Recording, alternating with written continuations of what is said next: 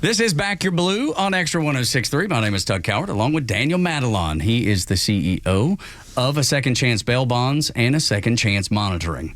Our guest today is one that you will recognize, a man that has served this nation at the highest of levels and has been on a lot of television cameras over the years for many, many reasons. And as you hear this discussion, you'll understand why. I could go through the bio, but he would stop me and say, don't, because this thing's as long as your arm. Welcome, Bernard Kerik, to the show. How are you, man? I'm good. It's good. It's an honor to have you. It's a pleasure to have you, especially knowing what this show is all about, backing people who serve. And I think, for the last several years, the law enforcement community got a black eye, and mostly for unfounded reasons. And that's been the struggle, I believe, in what's happening in America is people recognize, but they were told in the media that the police are bad people, they only do bad things. And is there an element of people making mistakes or even intentionally making mistakes? Sure, in every job, every platform, every place there is that. But about 99.9% of police officers trying to do the right thing, and I'm sure you've seen that closer than anybody else. Well, listen, when you run the New York City Police Department, I think I had 55,000 members under my command. Goodness. I had 41,000 uniformed, 14,000 civilians. There are some bad apples at times, but the reality is 99.9% of the time, the men and women in law enforcement are out there to do a job that most people wouldn't have the courage to do. They go out every day, they put their lives on the line, they do what they have to do, and it goes underappreciated quite often. Especially in the last several years. The Biden administration, the Obama administration was not supportive at all. And I think we're extremely lucky right now. And I've said this historically, I've known President Trump since about 1992. And I can honestly tell all the men and women that wear a badge that they're never going to get anybody in the White House that's as supportive as him. No one. I worked for President Bush. I knew President Bush. I knew his father. But there is nobody like Donald Trump when it comes to supporting the men and women in law enforcement and supporting the men and women in our military. I love the fact that the new mantra for the new administration is a return to common sense, because we have abandoned common sense. I mean, things that when you see it happen, you're like, wait a minute, that goes directly in opposition to common sense, and that's been happening for years, and it's not just in the past certainly in the past 4 years, but for years and years and years. That return to common sense, I think, is going to help so much, and I think Americans are responding to it already. I think they are, and I think they'll get it. They'll get it more as the president's in office. He's a common sense person. He's a no-nonsense person. Doesn't have time for nonsense, playing. And when he wants something done, he gets it done. I go back a long time with him when Giuliani was the mayor, and Donald Trump wanted something done in New York City. He'd go out of his way to make sure it happened. And ironically, and this is the thing that a lot of people don't see or don't feel because they don't know his history. If he said he was going to do a project in New York City, he would do that project. It would come in under time. It would come in under cost. And it would come in better than anything else in New York City. That was his history. That's the way he operated. And he now does that same thing in government. And I can tell you, this time, this administration, he's on a mission. The first time I think he thought, he's going to run government like he runs a business. He didn't realize that the deep state was deeper than he could ever imagine. He didn't realize he would have people in his own party that was backdooring him. This time, he knows. This time, he comes with a lot of experience. experience from his administration and experience from the last 4 years under the Biden administration. And, it's ironic. I was telling somebody yesterday, I think he's done more in the first several days than Joe Biden actually did in his 4 years in office. Easily. I mean, it's remarkable. There's an article from Axios that talks about how the experience that he got after that first term is serving him well now. And Axios is certainly no friend to Donald Trump or the Republican Party, but they recognize it. They see it too. And before we get to that, because I think the experience is something I want to speak to you, Daniel, real quick. As a business owner, it's something that you can really appreciate is coming in, getting the job done earlier and under budget. Yeah, and all that stuff sounds great to me. So yeah, that's what I'm saying. I'm signing up for that 100 times over. Count me in for anybody that wants to do that. I mean, I don't know if you've seen how much we are in debt. And look, Donald Trump's a spender. There's challenges there. He's a businessman, so he spends money. And me as a fiscal conservative, I struggle with that a little bit. I always say I admire Donald Trump a lot. I agree with him most of the time. I don't worship at the altar of Trump. However, I know the man cares about the country. He's made it plenty clear to me that he genuinely cares about the country, and I think that's important. I'll tell you something. He is definitely not a politician, but when you look at the history of the office of the president, there is nobody that's ever hit that office that was more concerned about the country than they were their political being.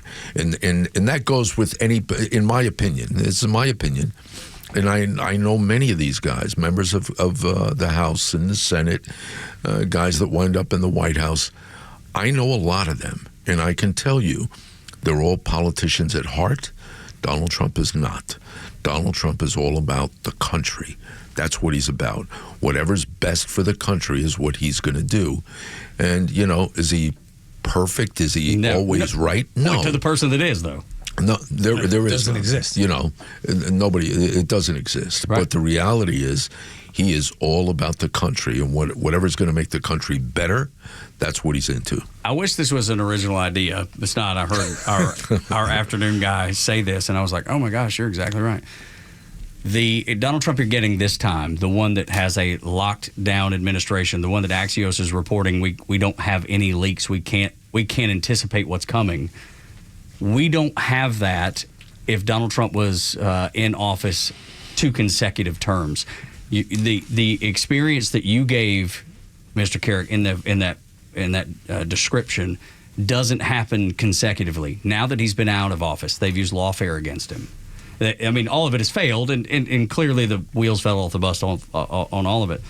But if he had gone consecutive, it would have been that continued chaos, the continued leaks, the continued failures, if you will. This time, because of what he's gone through, he learned and has used that to his advantage, and there is nothing going to stop him from what he would say, make America great, which it is the greatest. He's had a 4-year education on how vindictive, vicious, and just full of venom the deep state is, right? This time, he also has a different cadre, a different type of people that he's pulled into the administration. And when you talk about the problems he had in the past, the backdooring and all that stuff, in his cabinet, he's not going to have that this time. This time he has Susie Wiles as his chief of staff. Susie Wiles is no joke. She's not going to tolerate anybody within that backdoors the president or comes close to it. She has sent them a message. You do as the president wants, you support the president, you're loyal to the president, and if you're not going to work here. He needed that the first time. He didn't really have it, but he's got it this time. And from Susie Wiles down through the cabinet, that's what you're going to see. Yeah, it's pretty impressive, Daniel. I would imagine that's something you need at your office. People that are dedicated to accomplishing the goals of a second chance bail bonds. Yeah. No, absolutely. I mean, that's the mission, right? Where do you find those people, though? Because the president, obviously, finding good people's tough to begin with, and then you talk about this trust factor that Bernie's talking about. That's hard, and I do see. I mean, this story has been just, if you really go back to the beginning of what they like to say is the escalator, and then to now, who would have ever thought? I mean, honestly, and I do agree. You're going to get a different. I mean, he's been in, seen it. They've screwed him. They've done this, done that. We all, the good, the bad, the ugly. But now the second time, it's I think you can tell even from the assassination attempt, even to now, from that time period, from then till now, what's the thing that I think I've seen the most is how even, like, there's not like and a reporter attacks you and you fire back. He fires back, but it's very measured. Yeah, that's what it comes off to me as. He's learned from the mistakes of his past. He doesn't give them the ammunition that they would love to have. That just doesn't exist in the first little bit. There's another element to this that I think an educational tool that he's gotten out of this, and that is he wasn't the only one targeted, right? All the people around him, the closest people to him, Rudy Giuliani, his attorneys. It's one thing to go after his staff and his family and his friends and his colleagues and, people that work for him. I was deposed by J6 for 9 hours. I was interviewed by J6, the committee, for 9 hours. I was deposed 2 days by Ruby Freeman and her 6 attorneys. That God knows who's paying for these people. I was deposed and interviewed in all these other investigations. Every time Trump got sued or charged and Giuliani was involved or charged, I would get interviewed. All of us became targets of the radical left in an attempt to get to the president. And I think the president got to see it firsthand, and realized just how vicious the system was, the lawfare was, and he's going to make sure they can't do it again. Back Your Blue on Extra 106.3, along with Daniel Madelon. He is the CEO and president of A Second Chance Bail Bonds and A Second Chance Monitoring. My name is Tug Coward, our guest, Bernard Kerik, and we will continue. I want to talk to you about Tom Homan. I want to talk to you about crime. I want to talk to you about the January 6th pardons, the Bureau of Prisons, that something you had shared with us before we got started, the deep state. I want to talk about new supporters that Donald Trump has that he didn't have the first time, and that includes voters and people that you would have never guessed. Like Mark Zuckerberg or Jeff Bezos, or just people that you would have never guessed that are now supporters of Donald Trump. It's been a changing of the guard. It's very interesting to see the change. We'll talk about that next on Back Your Blue on Extra 106.3. Welcome back to Back Your Blue on Extra 106.3. Our guest is Bernard Kerik. He is a fascinating man that has incredible experience, from law enforcement to his relationship with Donald Trump and the relationship that he'll have in the future with Donald Trump. I think there's probably some things there that you'll be working with the new Trump administration. Am I right about that? Who knows? Yeah. Okay. Who knows? All right. Well, who knows? Yes. Well, I'm going to have to try to pry into this maybe a little bit more than I thought I was going to have to. Daniel Madelon, of course, the reason we do this show, from A Second Chance Bail Bonds and A Second Chance Monitoring. Let's start with new supporters of Donald Trump, because we talked about how many people came after him during his presidency, the first presidency. He came in, and you set it up well, Mr. Kerik. You said that he came in thinking this was a business. People worked for him. They did as he asked. But that wasn't the case at all. No. He had to rely on a lot of people around him to hire people, and in many cases, those people were not the right people for the job. This second time around, he's making those choices, and you see the difference already a short time in. Because you know what it is? He knows all the players now, right? He's had to deal with them. And knows the game. He knows the game, and he knows the players. He knows exactly who was there for him when the chips were down. He knows who was there for him when he was being attacked. And he knows the game. He knows how it's played now. Far better than the first time. Like I said, the first time, he thought he was running a business. You come in, you tell somebody to do this, to hire this person, to go find the best of the best, and they bring in their buddies, right? This time, oh no.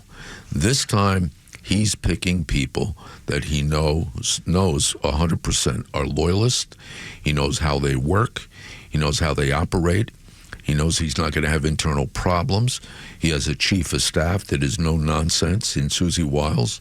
And I think you're going to see a big, big difference. We've seen that difference already in a week. It's been a week. And I'm telling you, he's done more in a week than Joe Biden did in 4 years. So it's going to be an interesting 4 years. And he's going to get a lot done. He's certainly been more visible. We know about the Biden administration. We know about Joe Biden's inability cognitively, and I don't say that with any joy. No, I know. Though I disagree with the man, I don't have any ill will toward him personally. I take no joy in the fact that he is dealing with dementia. I take no joy in that. But I was told for 4 years it was my fault that I saw that. Yeah, you know what? It's sad, but I have to say, from a law enforcement perspective, I think it's criminal. And I think it's criminal for this reason. There's a bunch of things that Joe Biden signed off on and did that I got to believe Joe Biden didn't really see. Had no idea. He had no idea. You know, the classified documents case, for example, they tried to go after President Trump on the classified documents, which he had a right to have. Joe Biden didn't have a right to have the documents he had. Meaning president versus vice president exactly. in that role at the time. Exactly. Yeah. And the U.S. Justice Department made a determination that Joe Biden was not, he was too impaired, mentally impaired, and he would not be able to stand trial, couldn't stand trial.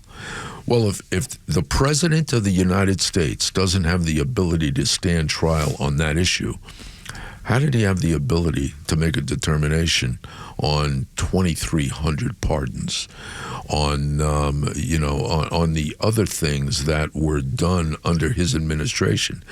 How did he make those determinations? I don't think he did. I think people around him did, and he signed a piece of paper. I just don't think he was in a position to make those determinations and decisions. No, I think you're probably spot on there. The fact that we used to, on our show, early on in the administration, when you started seeing his absence and we started tracking, okay, when is he made available? And it was always after 10 a.m. and never after 4 p.m. with regularity. Did it happen on occasion? Sure it did. But with almost precision. You never saw him before 10, you never saw him after 4. And then we learn that the White House had even said it there toward the end, this is when he's most effective, this is when he's most coherent. You know what's going to happen? You're going to see this over time. I'd say over the next 3 to 6 months, you're going to have people that was in that White House that comes out and starts identifying the problem. They're going to basically go out because it's their reputation that's been diminished, that's been crucified because of his administration. And they're going to want people to know this is what really happened.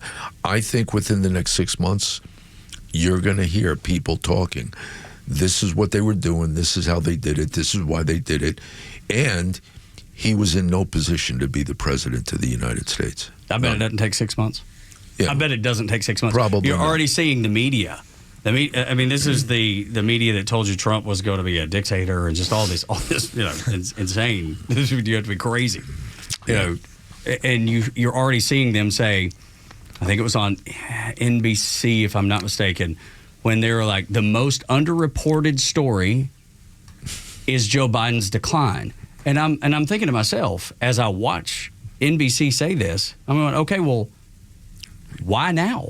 Why all of a sudden can you say that that's the most underreported? You knew that prior to today. They all knew it. Why weren't you doing something about it? They all knew it. Because they knew they couldn't. They knew they couldn't. Whether it's the media company that says you are not allowed to report on this, and you had the folks from Politico already say that.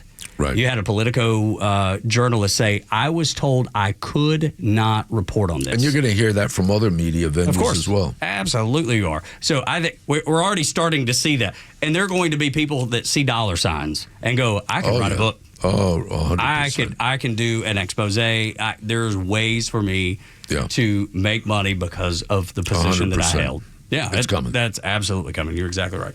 So then let's talk about the voters that saw through what the media told you. The media, 96% of the media we know is liberal. 96%. You're not getting a fair view of anything if you watch the news at night. That's why I don't watch the news at night. I haven't in years because I know better. I know what I'm going to get. You had the reporter from PBS that said, I'm a Democrat, I'm a liberal, and what's happening at PBS is wrong. We don't give both sides of the story. We only give my side of the story. And it's the side that I agree on, but it's not right. Right. And then they fired him. Yeah.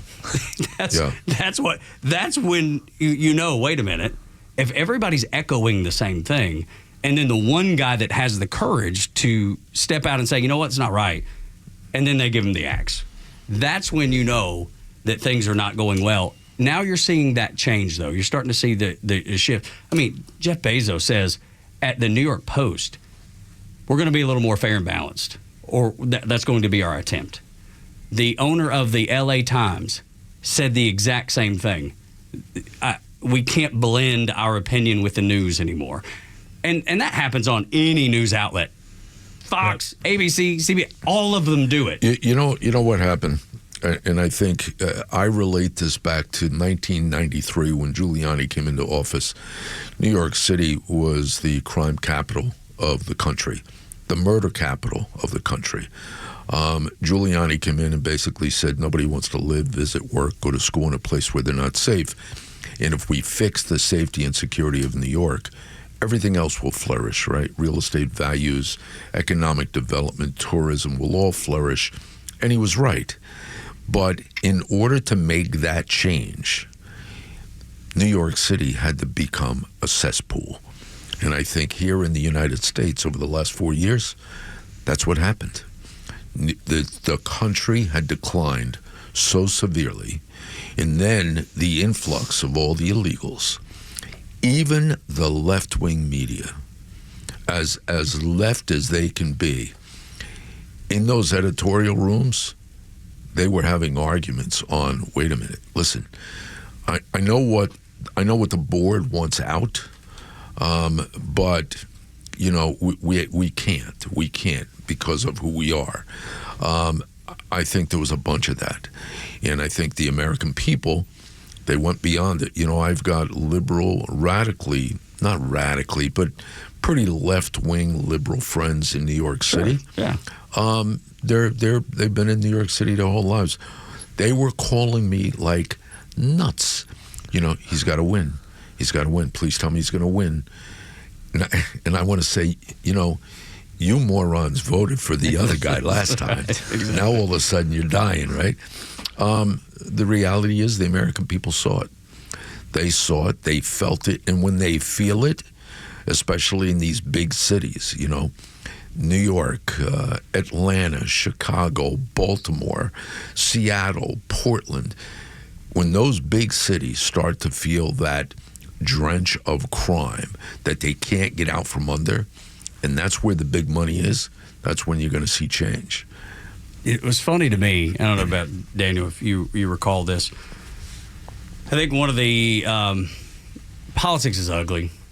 It is. It's an ugly game. And sometimes I don't even like talking about politics, and that's what I get paid to do for a living. You know, I'd rather talk about happy things. You know, let's talk about country music. Let's talk about the Atlanta Braves. Let's talk about whomever, whatever it is. But I think one of the smartest moves that took place that really encapsulated what was happening, especially with illegal immigration and the crime issue that followed that, is when whomever it was, and if you can refresh my memory, it'd be great. Decided may have been the governor of Texas that said, we're going to send some of these folks to New York City, and then we're going to send some of them to Martha's Vineyard. We're going to give these people exactly what they asked for. Yeah, it started in Texas and Florida. And if you recall, the people up in Martha's Vineyard, less than 24 hours, had the National Guard remove 50 people.